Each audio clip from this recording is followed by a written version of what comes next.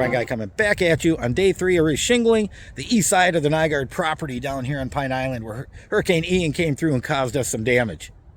Well, thankfully, it's only a shingle over, and when the inspector came through, he passed this as just having one layer on it, so we are all cleared and ready to go. Now, today was cold and sprinkly day, had some drops falling on me on occasion. I'm like, no, please stay away. I want to finish this job, and thankfully, the weather cooperated.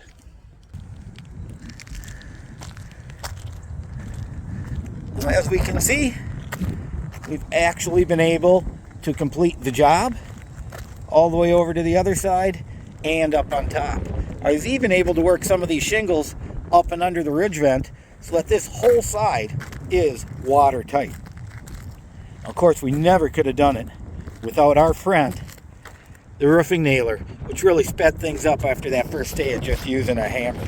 The one interesting thing I did run into is we can see this shingle right here goes over the ridge, so, you know, what, 4 or 5 inches there. And maybe not quite as much there, but we come over to this side and the top shingle is right at the ridge or just a little bit over. Now the question is, are these shingles off because of me and how I put it in? The shingles off because of Hurricane Charlie 2004 that the eye ripped over here? Are the shingles off because Hurricane Ian went ripping through here? Or the shingles off because the people who installed it didn't exactly do it straight and I kind of followed their lead? I don't know. It doesn't matter. It actually looks pretty straight to me all the way along, and we are ready to install the solar panels now. Turbine Guy signing off.